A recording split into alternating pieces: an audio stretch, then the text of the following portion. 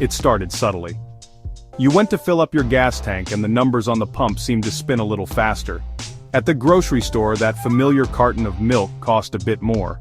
Your online shopping cart, once filled with affordable electronics and toys, now seemed a luxury. In February 2025, the trade war between the US and China escalated, and everyday Americans started feeling the pinch.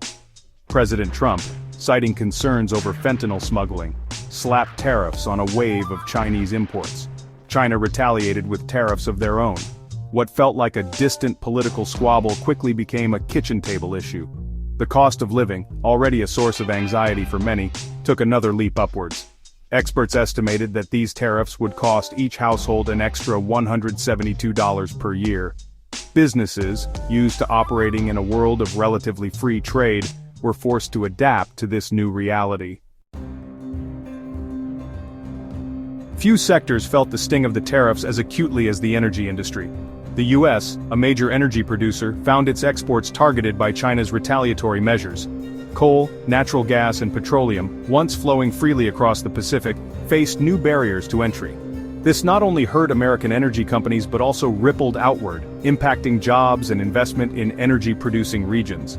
The automotive industry, a symbol of American industrial might, found itself caught in the crossfire.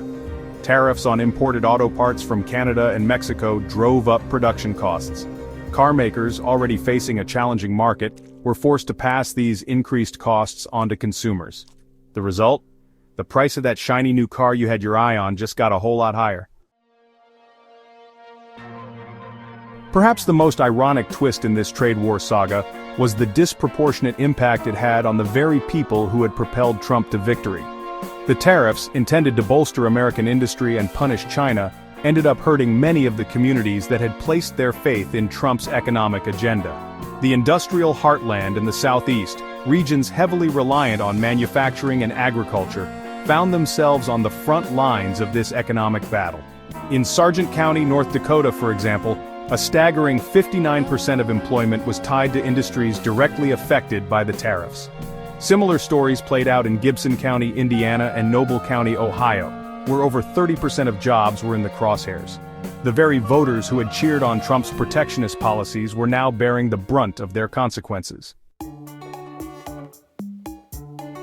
The trade war between the US and China didn't play out in a vacuum.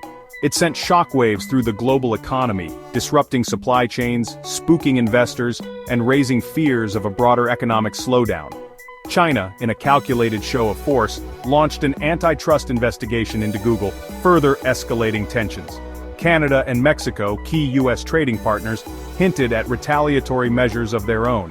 The 2025 trade war was just the latest chapter in a long and complicated history of trade disputes between the world's two largest economies. In 2018, a similar trade war had erupted, resulting in billions of dollars worth of tariffs being levied on goods flowing between the two countries. The uncertainty surrounding the trade war had a chilling effect on global investment. Businesses, unsure of what the future held, put expansion plans on hold and adopted a wait-and-see attitude. The trade war between the US and China was a stark reminder that in the interconnected global economy, there are no winners in a trade war. Tariffs, while often touted as a way to protect domestic industries, are essentially a tax on consumers and businesses. They drive up prices, stifle innovation, and disrupt global supply chains, ultimately harming the very people they are intended to protect. The tariffs imposed by the US and China didn't just hurt those countries, they reverberated throughout the global economy. The world was watching, holding its breath, hoping for a swift and amicable resolution to this self-inflicted economic wound.